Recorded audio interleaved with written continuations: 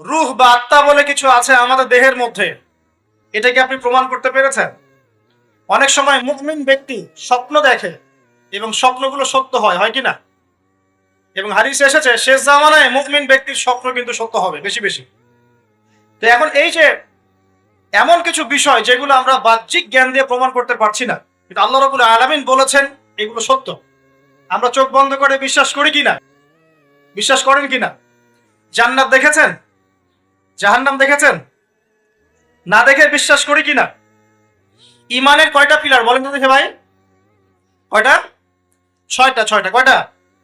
আল্লাহ বিশ্বাস, ফেরেশতা গণে বিশ্বাস, নবী রসুল গণে বিশ্বাস, আসমানি কিতাব সমূহে বিশ্বাস, পরকালের জীবনে বিশ্বাস, তাকদীর বা ভাগ্যের ভালো মন্দে বিশ্বাস। এই ছয়টার মধ্যে শুধু কোরআন এবং মুহাম্মদ সাল্লাল্লাহু আলাইহি ওয়াসাল্লামকে বাদ দিয়ে আপনি কোনোটাই দেখেন না।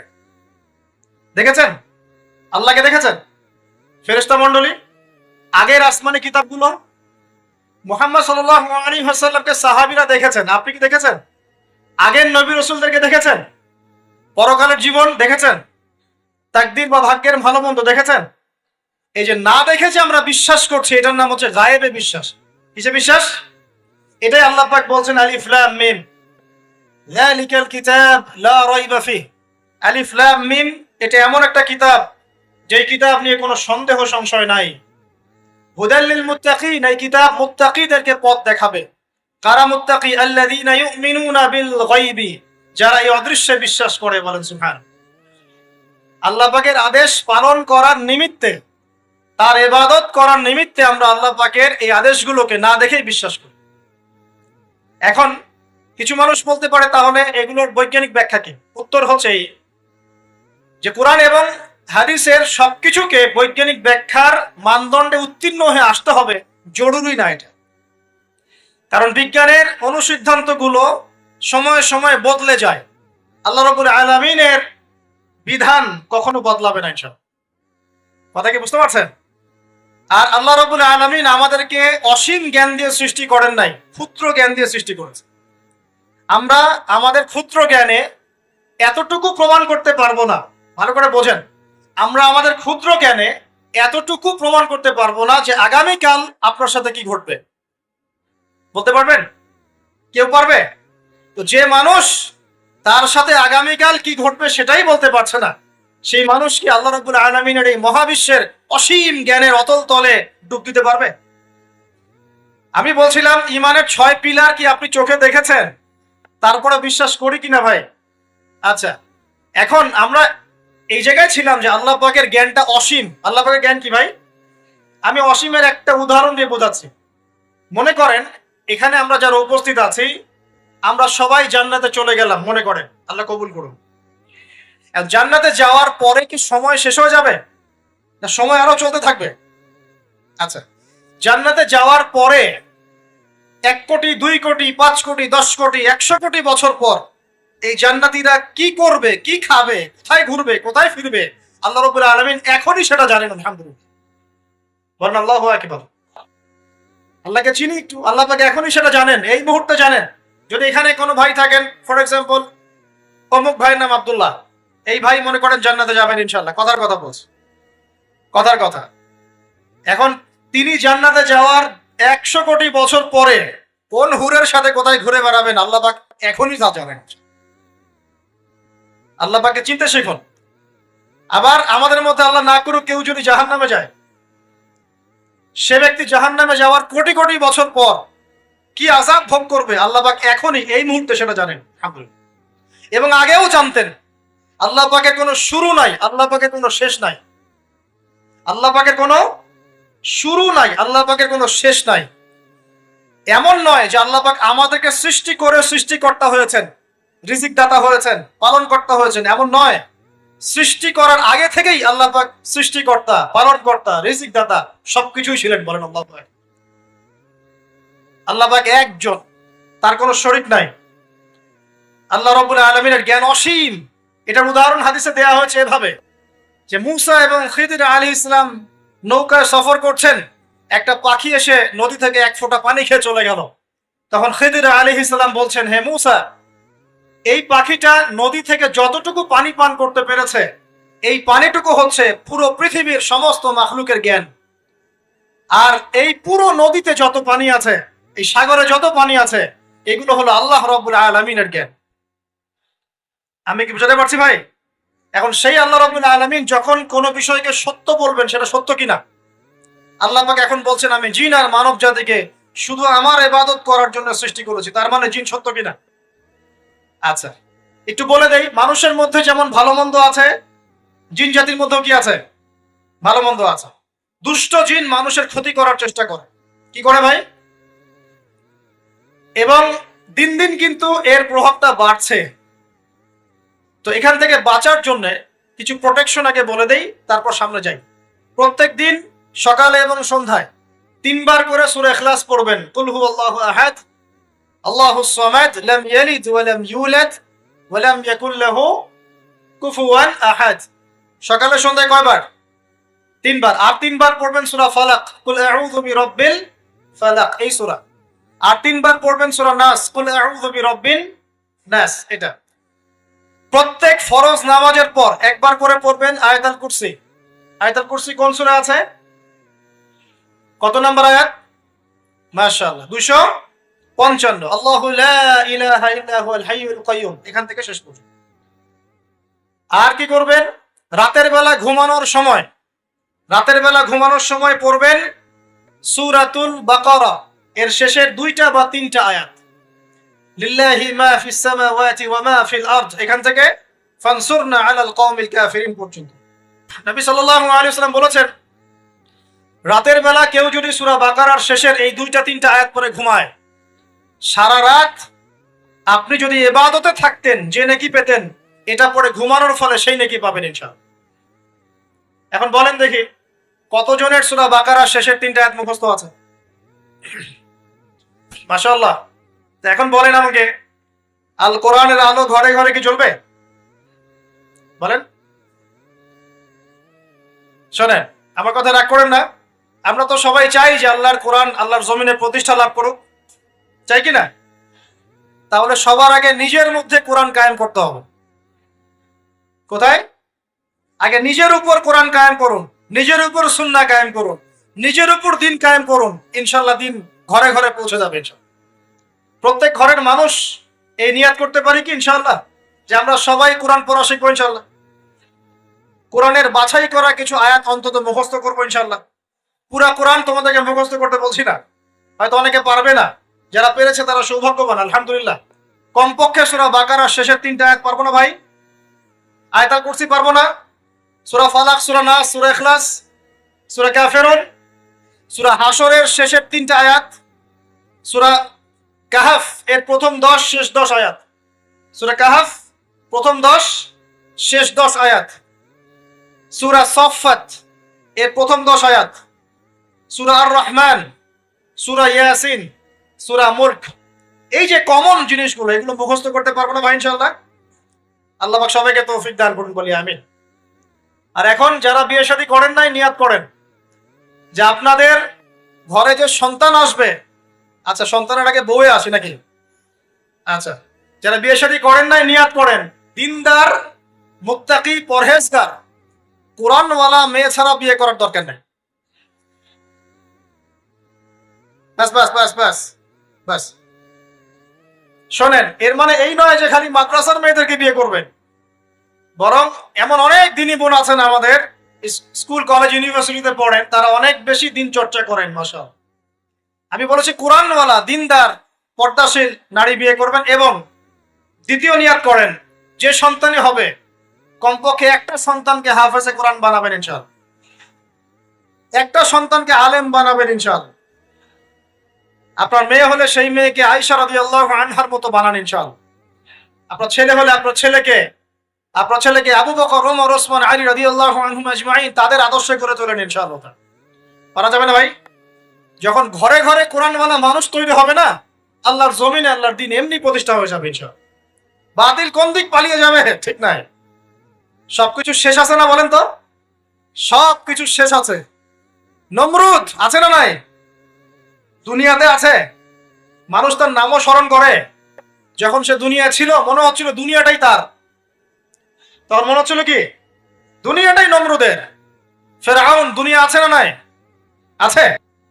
তার নামও কি মানুষ স্মরণ করে? যখন ফেরাউনের রাজত্ব ছিল, যুগ ছিল, তখন মনে হতো যে পুরো দুনিয়াটাই ওর। কথা বুঝতে পারছেন? এরকম প্রত্যেক যুগে যুগে। আজ জাতির নাম শুনেছেন? আজ জাতি এই তাল গাছের সমান লম্বা চওড়া ছিল এক একজন। বিশ্বাস করছেন না?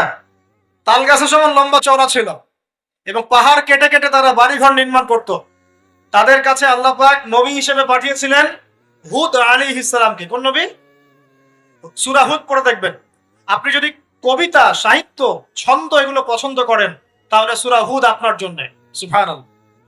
আপনি যদি কবিতা, সাহিত্য, ছন্দ, বালাগাত পছন্দ করেন, সূরা আর রহমান আপনার জন্য, সূরা হুদ আপনার জন্য, সূরা শুআরা এগুলো আপনার জন্য।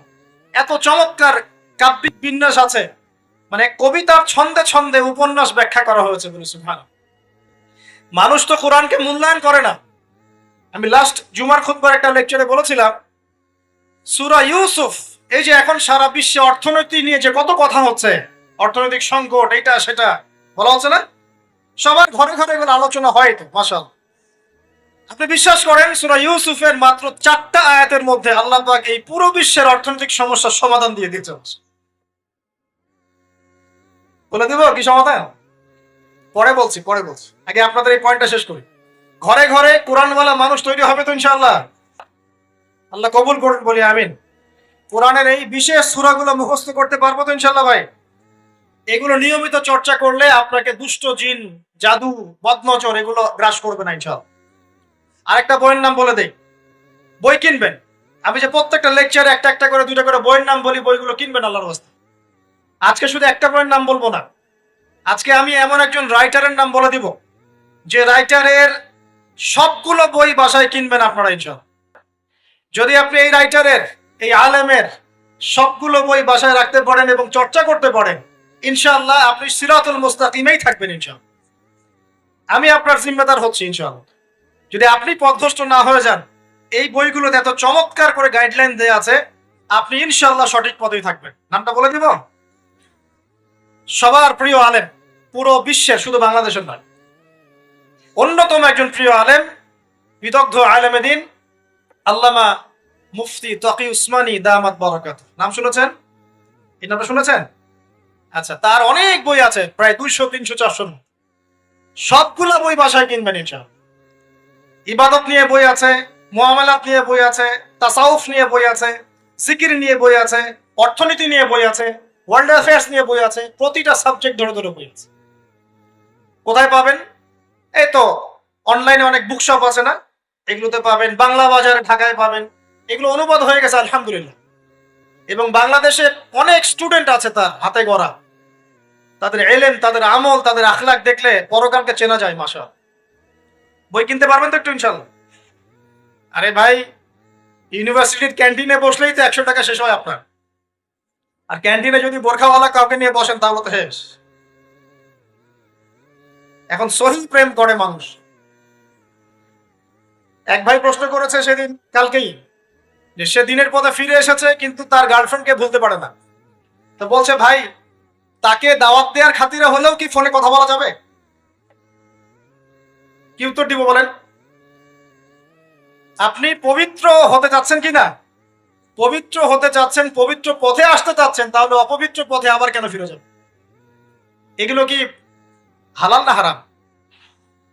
আল্লাহ পাক বলেছেন, লা তাকরাবু জিনা, জিনার ধারের কাছেও যেও না, ধারের কাছেও যেও না। দেখেন, এই একই কথা আল্লাহ পাক আদম এবং হাওয়া আলাইহিস সালামকে এইরকম শব্দে বলেছিলেন, ওয়ালা তাকরাবা হাযিহিশ শাজারা, তোমরা এই গাছের ফল খেও না এমন নয়, তোমরা এই গাছের কাছেও যেও না। আমার কথা কি বুঝতে পারছেন? মানে এই বাস অতিক্রম করে এসো না এমন নয়, এই বাসের কাছেও বসবা না। বুঝতে পারছেন কথা?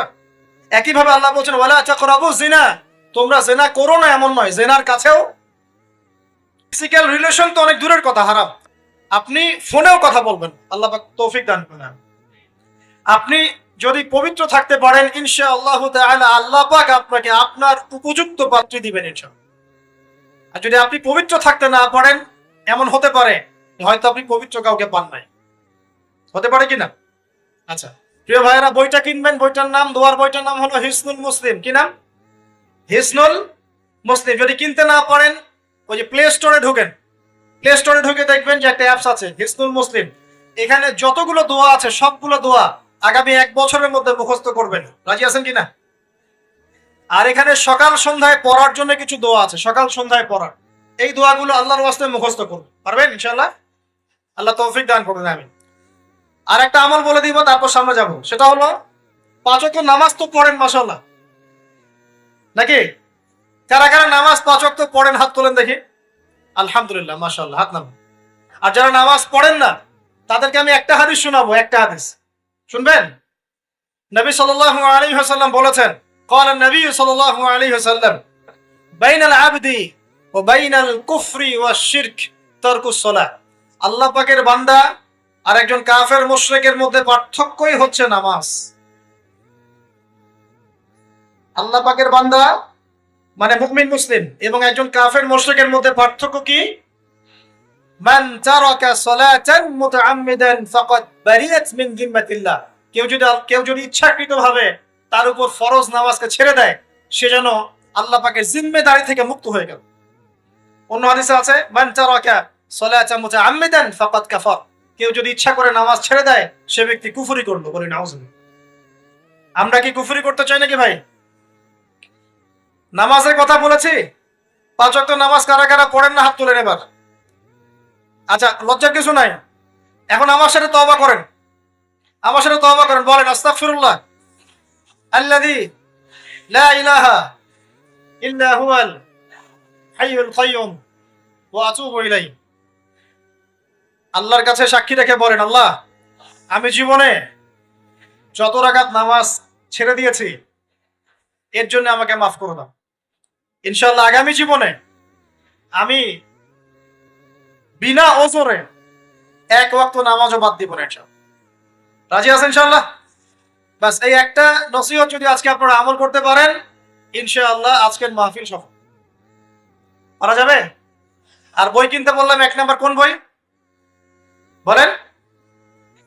হিসনুল। আর কোন আলেমের নাম বলেছি?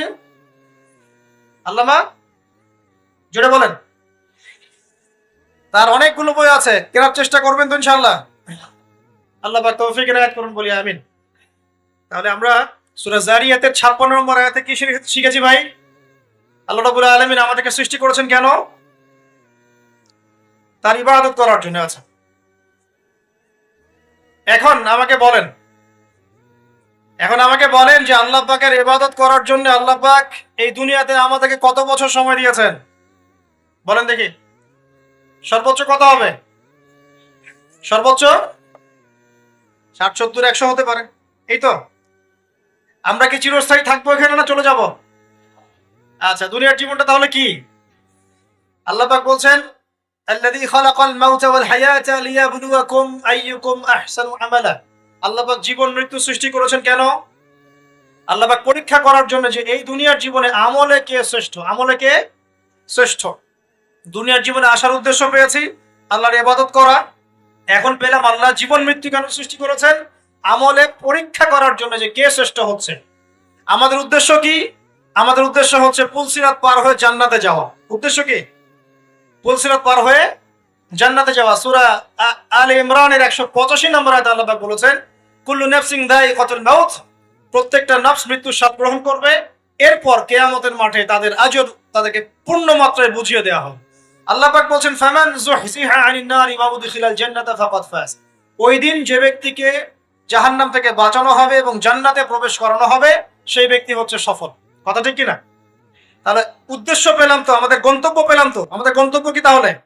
জান্নাত। এখন এই দুনিয়ার জীবনে আমরা সর্বোচ্চ হয়তো 100 বছর বাঁচবো, আল্লাহ ভালো জানেন, তাই তো? এই দুনিয়ার জীবনের এই হায়াতের সবচেয়ে ইম্পর্টেন্ট টাইমটা কোনটা বলেন? সবচেয়ে ইম্পর্টেন্ট টাইম কোনটা? যৌবন কিনা? যৌবন কাকে বলে? যৌবন কাকে বলে? কত বছর থেকে কত বছর পর্যন্ত?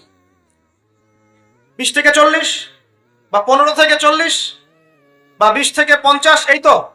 আচ্ছা, এই বয়সের মধ্যে কারা কারা আছেন হাত তুলুন। মাশাআল্লাহ, সবাই তো দেখে এই বয়সে হাত নামান। এখন এই বয়স সম্পর্কে আগে দুইটা হাদিস শোনেন, আমার দিকে তাকান, তারপরে আমি বলছি অবস্থা কি, করণীয় কি। আমি বলেছি যুবকদেরকে কিছু নসিহত করবো আজকে, নিয়াত করেছি, ঠিক আছে ভাই? আচ্ছা, যুবকদের সম্পর্কে প্রথম হাদিস, রাসূল সাল্লাল্লাহু আলাইহি ওয়াসাল্লাম বলেছেন, কিয়ামতের মাঠে মানুষ যখন উঠবে, আমরা উঠবো কিনা? আচ্ছা, নাকি উঠবো না? যারা আগুনে পুড়ে গেছে তারা উঠবে কিনা? যারা পানিতে ডুবে গেছে, যাদের লাশও খুঁজে পাওয়া যায় নাই, উঠবে কিনা? উঠবে। আচ্ছা, যখন মানুষ উঠবে তখন তাকে 5টা প্রশ্ন করা হবে। কয়টা ভাই? এই 5টা প্রশ্নের আগে সে তার পা সামনেও ফেলতে পারবে না, পিছনেও ফেলতে পারবে না। আমরা কি একটু চিন্তা করতে পারছি কত ভয়ঙ্কর হবে বিষয়টা? এই সামান্য গরমে আমাদের অবস্থা খারাপ, সূর্য সেদিন সামনে নিচে, আর মানুষ উঠে দাঁড়িয়ে আছে, তাদেরকে 5টা প্রশ্ন করা হবে। যতক্ষণ পর্যন্ত প্রশ্নের উত্তর দিতে পারছে না, সামনেও যেতে পারবে না, পিছনেও আসতে পারবে না, পা নড়াতে পারবে না। 1, তোমার পুরো জীবনটা তুমি কোন কাজে ব্যয় করেছো? উত্তর কি রেডি আছে আমাদের কাছে? আমরা কি বলতে পারবো হ্যাঁ আল্লাহ, আমরা আমাদের পুরো জীবন তোমার ইবাদত করে কাটিয়েছি? 2, তোমার যৌবন স্পেশালি তুমি কোন কাজে ব্যয় করেছো? তোমার যৌবন তুমি স্পেশালি কোন কাজে ব্যয় করেছো? যুবকরা কি উত্তর দেওয়ার জন্য প্রস্তুত আছে যে আমাদের যৌবন আমরা আল্লাহর পথে কাটিয়েছি? সবাই কি বলতে পারবো? 3 নাম্বার, তোমার রিজিকের উৎস কি ছিল? কোন পথে সম্পদ অর্জন করেছো? 4 নাম্বার, কোন পথে সম্পদ ব্যয় করেছো? কোন কোন খাতে সম্পদ ব্যয় করেছো? আমরা কি আমাদের আয় এবং ব্যয়ের হিসাব দেওয়ার জন্য প্রস্তুত? 5, তোমাকে আমি যে জ্ঞান দিয়েছিলাম সেই জ্ঞান অনুযায়ী আমল করেছো কিনা? আল্লাহ পাক আমাকে আপনাদের সবাইকে তৌফিক দান করুন, জানা অনুযায়ী আমল করার তৌফিক দান করুন। এই 5টা প্রশ্নের মধ্যে যৌবনকাল ইম্পর্টেন্ট কিনা ভাই? গুরুত্বপূর্ণ কিনা? মাথায় রাখি। সামনে একটা হাদিস শোনো, রাসূল সাল্লাল্লাহু আলাইহি সাল্লাম বলছেন যে এই কিয়ামতের মাঠেই 7 শ্রেণীর মানুষকে আল্লাহ পাক বিশেষ মেহমানদারির ব্যবস্থা করবেন, আরশের ছায়ায় ছায়া দিবেন ইনশাআল্লাহ। কোথায় ছায়া দিবেন? ওই দিন এই ছায়া ছাড়া অন্য কোনো ছায়া থাকবে না। নবী সাল্লাল্লাহু আলাইহি ওয়াসাল্লাম বলছেন তার মধ্যে প্রথম শ্রেণী হচ্ছে ইমামুন আদিল, ন্যায়পরায়ণ শাসক। ন্যায়পরায়ণ, আচ্ছা, ন্যায়পরায়ণ শাসকের একটা এক্সাম্পল দেই। মক্কার জাহেলি যুগে সাহাবীরা ঈমান নিয়ে এসেছেন, বাস তাদের উপর নির্মম নির্যাতন শুরু হয়ে গেছে, আবু জেহেল, আবু লাহাব, উতবা, শাইবা। তখন সাহাবীরা আল্লাহ রাসূলের কাছে এসে বলছেন, ইয়া রাসূলুল্লাহ, আপনি একটু বদদোয়া করেন, তাদের উপর বদদোয়া করেন, আমরা তো আর পারছি না। নবী সাল্লাল্লাহু আলাইহি ওয়াসাল্লাম বললেন, তোমরা মক্কা থেকে হিজরত করে হাবাসায় চলে যাও। কোথায়? হাবাসা। হাবাসা মানে হচ্ছে আবিসিনিয়া। আবিসিনিয়া মানে এখনকার ইথিওপিয়া, ইরিত্রিয়া। নাম শুনেছেন কি? বিশেষ কোচিং তো করছেন অনেকে। আফ্রিকা মহাদেশের একটা ছোট্ট দেশ ইরিত্রিয়া, ওখানে চলে যাও। তখন বলেছিলেন তিনি হাবাসায় চলে যাও। সাহাবীরা জিজ্ঞাসা করছেন হাবাসায় কেন? নবী সাল্লাল্লাহু আলাইহি ওয়াসাল্লাম বলছেন সেখানে একজন খ্রিস্টান ন্যায়পরায়ণ শাসক আছেন, যার রাজ্যে কেউ জুলুমের শিকার হয় না। কি বললাম বলেন তো? হাবাসা কে আছেন? একজন মুসলিম না খ্রিস্টান? খ্রিস্টান ন্যায়পরায়ণ শাসক আছেন, যার রাজ্যে কেউ জুলুমের শিকার, মুসলমান নন এমন একজন শাসকের প্রশংসা করে আমাদের নবীজি বললেন তার রাজ্যে কেউ জুলুমের শিকার। সুবহানাল্লাহ। সাহাবীরা সেখানে হিজরত করলেন, নেতৃত্ব দিয়েছেন জাফর বিন আবি তালেব রাদিয়াল্লাহু আনহু। সেই সাহাবী বাদশা নাজাশী, তার নাম ছিল বাদশা নাজাশী, তার সামনে দাঁড়িয়ে সূরা মারিয়াম তেলাওয়াত করেছিলেন।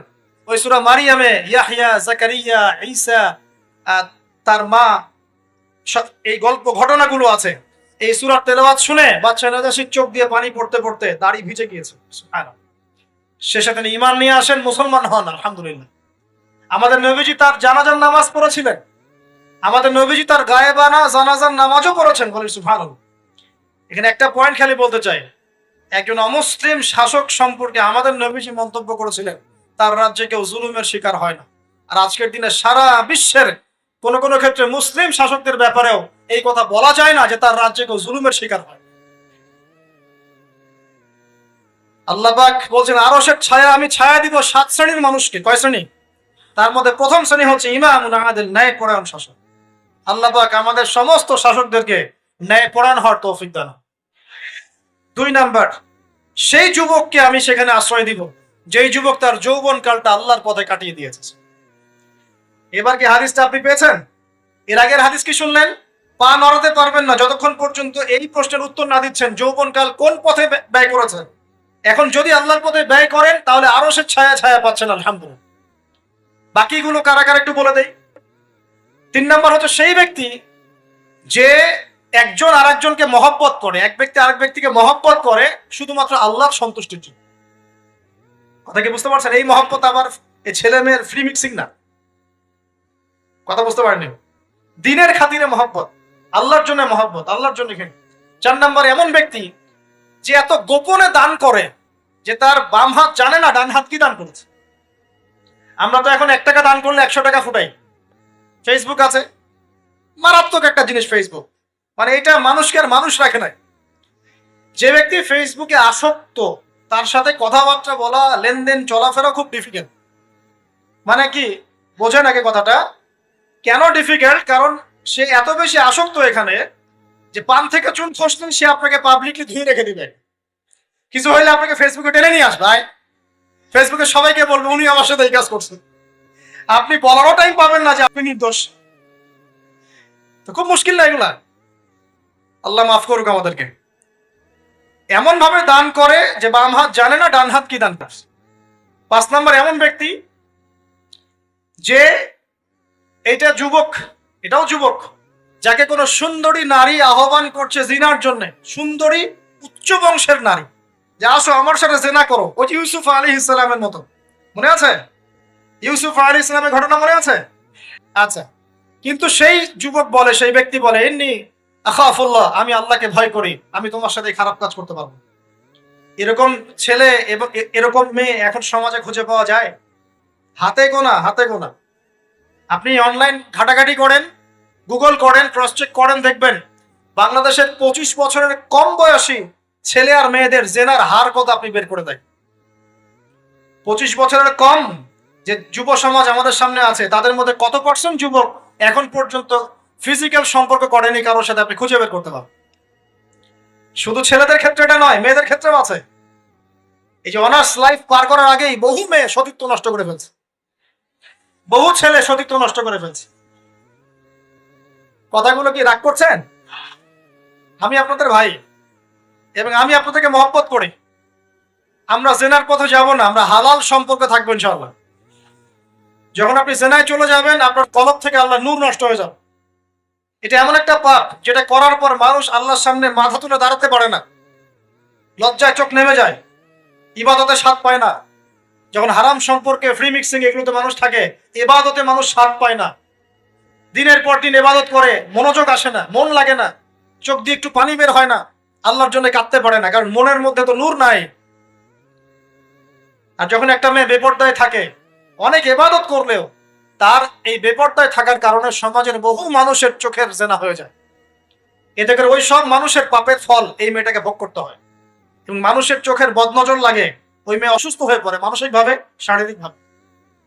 আমি আমাদের যুবক ভাই এবং যুবক বোনদের, যুবতীদের বোনদেরকে রিকোয়েস্ট করব, আল্লাহর ওয়াস্তে চরিত্রটাকে পবিত্র রাখার চেষ্টা করো। আল্লাহ পাক তৌফিক দান করলেন। এই যুবককে আল্লাহ পাক আরো সে ছায়া ছায়া দিবেন যে একটা মেয়েকে পেয়েও আল্লাহর ভয় তাকে ভোগ করে না। আল্লাহ পাক এরকম যুবক ঘরে ঘরে তৈরি করুন না।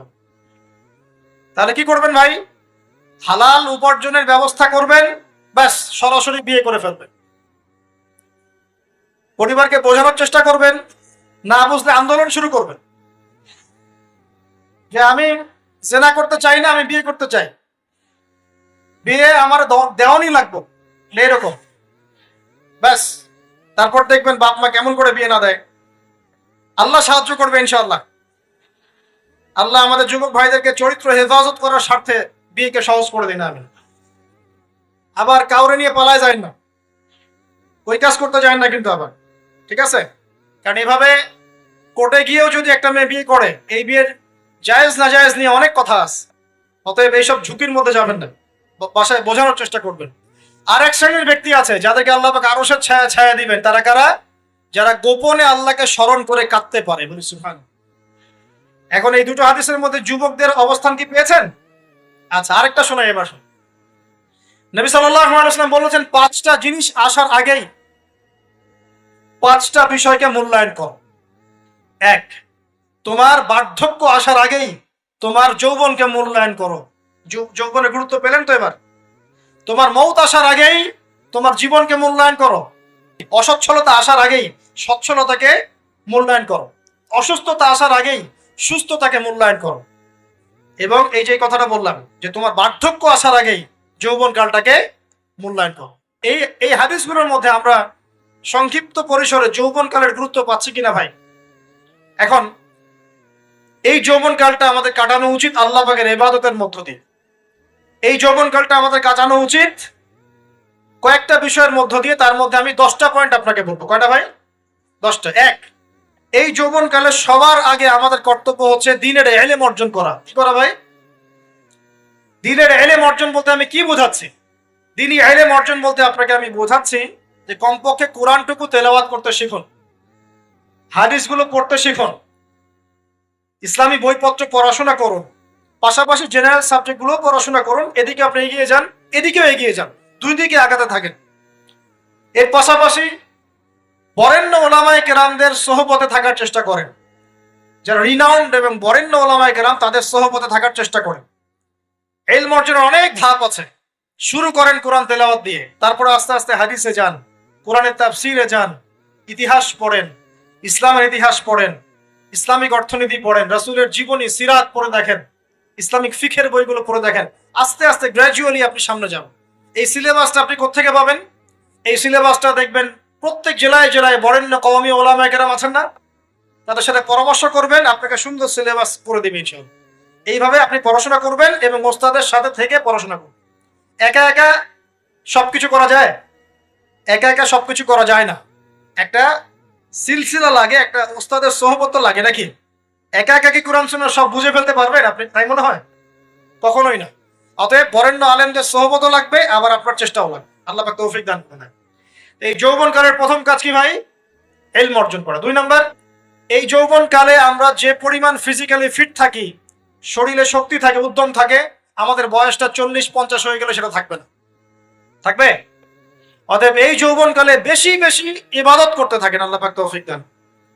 এই যৌবন কালে 5 ওয়াক্ত নামাজ তো পড়বেনই, এর পাশাপাশি নফল নামাজগুলো পড়ার চেষ্টা করুন। এর পাশাপাশি আপনি চেষ্টা করবেন তাহাজ্জুদের ওয়াক্তে একটু নামাজ পড়ার জন্য, কমপক্ষে 2 রাকাত, কমপক্ষে 2 রাকাত, অ্যাটলিস্ট 2 রাকাত নামাজ তাহাজ্জুদের সময় পড়ার চেষ্টা করি। আল্লাহ আমাকে তৌফিক দেখ, আপনাদের সবাইকে তৌফিক দান। ওই সময় আপনি যে দোয়াই করবেন আল্লাহর কাছে কবুল হবে ইনশাআল্লাহ। যে দোয়াই করবেন আল্লাহ কবুল করবেন ইনশাআল্লাহ। যদি আপনার রিজিকটা কি হয়? হালাল হয়। হারাম রিজিক দিয়ে ইবাদত কবুল হয়? হারাম রিজিকের দোয়া কবুল হয়? কবুল হয় না। 3 নাম্বার, এই যৌবন কালে আমরা রাসূলের সুন্নতের উপর বেশি আমল করবো ইনশাআল্লাহ। করা যাবে ইনশাআল্লাহ? তাহলে নিয়াত করতে পারি যে ইনশাআল্লাহ চেহারাগুলো পরিবর্তন হবে। চেহারা পরিবর্তন মানে কি? হ্যাঁ, রাখা যাবে না? এখনো গজায় নাই। প্রত্যেক সপ্তাহে আপনাকে নবীর সুন্নতের উপর এরকম করে কুরবানি এবং জবাই করতে কে বলেছে?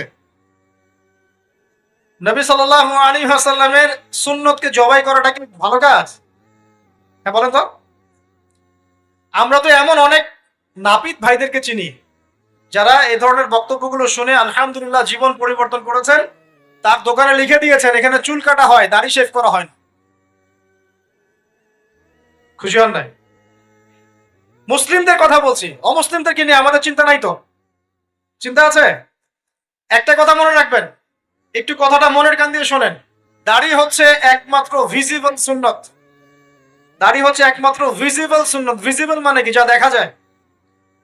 দাড়ি একমাত্র ভিজিবল সুন্নত, দৃশ্যমান সুন্নত, যেটা নিয়ে আপনি আমি কবরে যাবো ইনশাআল্লাহ। আর কোন সাইন দেখে বোঝার বুদ্ধি নাই এই ব্যক্তি কত বড় মুসলিম, কত বড় সুন্নতের পাবন ছিল। খালি কপালের সেজদার দাগ আর চেহারার দাড়ি বাকি থাকবে। কথা বুঝতে পারছেন ভাই?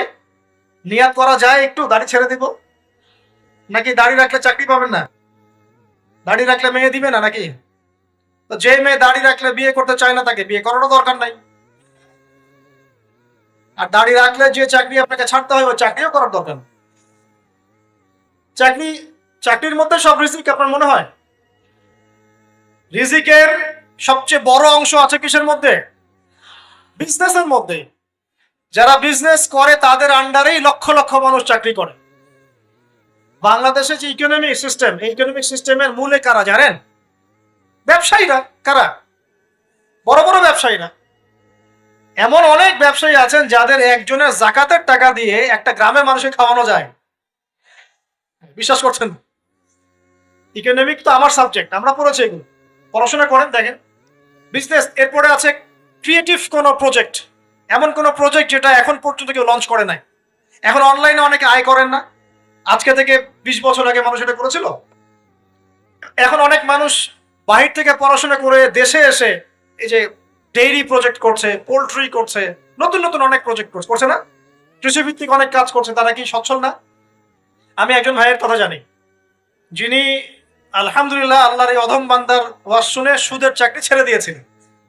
চাকরি ছেড়ে দিয়ে তিনি চায়ের বিজনেস শুরু করেন, চায়ের বিজনেস। তো ইদানিং জানলাম তিনি এখন মানুষকে টাকা ধার দেন। মাশাআল্লাহ, তিনি এখন মানুষকে টাকা ধার দেন চায়ের ব্যবসা করেই।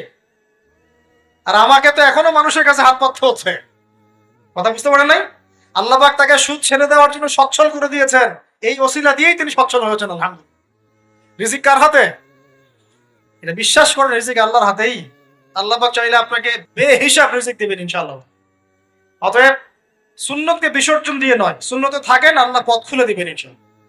আল্লাহ পাক তৌফিক দান করুন। যুবক ভাইদেরকে বলছিলাম, তাহলে প্রথম কাজ আমাদের ইলম অর্জন করা, তারপরে কি ভাই? নামাজের পাবন্দ হওয়া, আর নামাজ ফরজের পাশাপাশি নফলগুলো চর্চা করা। 3 নম্বর বলেছি রাসূলের সুন্নতের উপর একদম ইস্তেকামা, দৃঢ়ভাবে আমল করা। আর সুন্নত শিখতে হলেই তো 3 দিনের জন্য বেরিয়ে যান, 7 দিনের জন্য, 40 দিনের জন্য বেরিয়ে যান। সুন্নত শিখিয়ে আপনাকে বাসায় পাঠাই দিবেন। পড়াবে না? অনেক মানুষ মনে করে যে তাদের ওখানে গেলে আমার আকীদা নষ্ট হয়ে যাবে। হ্যাঁ, তাই না? তারা বিভ্রান্ত। হ্যাঁ, নাউজুবিল্লাহ। স্বপ্নে পাওয়া ধর্ম, অনেকে টিটকারি মারে, স্বপ্নে পাওয়া ধর্ম। এইসব ব্যঙ্গের ছাতার মতো আদর্শের দিকে মুখ ফিরাবেন না। মাকবুল জামা, যেগুলো মাকবুল জামা, ক্লাসিক্যাল ইসলাম, এর মধ্যে থাকেন, আপনি বিভ্রান্ত হবেন না।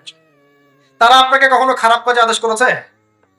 কত চোর ডাকাত মদখোর মানুষ সেখানে গিয়ে 5 ওয়াক্ত নামাজি হয়ে গেছে, সুদের ব্যবসা ছেড়ে দিয়েছে, মাদক ছেড়ে দিয়েছে, আল্লাহর ওলি হয়ে গেছে আলহামদুলিল্লাহ। তো আপনাকে তারা সুন্নত শিখিয়ে বাসায় পাঠিয়ে দিবে। এছাড়া আপনি অন্যভাবে শিখতে চাইলে শিখবেন, সমস্যা কি? যদি মাদ্রাসায় পড়ার তৌফিক থাকে তাহলে পড়বেন। সবাই কি মাদ্রাসায় পড়ার তৌফিক পাবে? পাবে না। নিঃসন্দেহে কিছু মানুষ তৌফিক পাবে, কিছু মানুষ হয়তো পাবে না। যারা পাবে না তারা দিন শিখবে কিভাবে? এভাবেই তো শিখবে। সুন্নতের উপর আমল করতে হবে, এটা সবচেয়ে বড় কথা। আল্লাহ পাক আমাদের সবাইকে সুন্নাহর উপর আমল করার তৌফিক দান। 4 নাম্বার ভাই, যৌবনকালে আমরা আমাদের সময়গুলোকে মূল্যায়ন করবো ইনশাআল্লাহ। কথা বুঝতে পারছি ভাই? সময় মূল্যায়ন কেমন? আপনার দিন রাতের একটা রুটিন থাকবে, এলোমেলো লাইফ লিড করবেন না। এই যে আমরা, আল্লাহ মাফ করুক, আমরা এখন 3টায় 2টায় 4টায় ঘুমাই, 12টা 1টা 2টায় উঠি, নাউজুবিল্লাহ। এতে করে কি আমাদের রুটিন লাইফটা ঠিক আছে? আমাদের খাওয়ার ঠিক নাই, আমাদের ঘুমের ঠিক নাই, আমাদের মানে খাবারের যে অভ্যাস, খাদ্যাভ্যাসও ঠিক নাই। আমরা একটু খেলাধুলা আগে করতাম, সেটাও এখন করি না। সারাদিন ফোন নিয়ে বসে থাকি, আর এই যে ইউটিউব ফেসবুকে বসে থাকি। গোল হয়ে বসে লুডো খেলে। গোল হয়ে কি করে? লুডো খেলে, অনলাইনে গেমস খেলে, অনলাইনে পাবজি খেলে, ফ্রি ফায়ার খেলে। আগে তো তাও ছেলে পেলে একটু ফুটবল খেলতো, ক্রিকেট খেলতো, আমরাও তো খেলেছি। ওই সময় তাও আলহামদুলিল্লাহ আমাদের ফিজিক্যাল ফিটনেস অনেক ভালো ছিল। এখন ওগুলো বাদ দিয়ে যে মানুষ পর্নোগ্রাফি দেখছে, লুডো খেলছে, পাবজি খেলছে, ফ্রি ফায়ার খেলছে, সারাদিন অনলাইনে বসে অথর্বর মধ্যে বসে আছে, এটা কি ভালো হচ্ছে? এজন্য অ্যাটলিস্ট ফজরের নামাজ পড়ে জিকির আজগার করে পড়াশোনা করে আধা ঘন্টা 1 ঘন্টা একটু খেলাধুলা করলে কি সমস্যা? একটু ফুটবল খেলেন, দৌড়াদৌড়ি করেন, জগিং করেন, একটু ব্যায়াম করেন। আল্লাহ পাক আপনাদের যৌবনে বরকত দান করুন, আমিন। এই কাজগুলো করতে হবে কিনা? ভালো না খারাপ? করেন। আর নিয়মতান্ত্রিক লাইফ লিড করবো আমরা।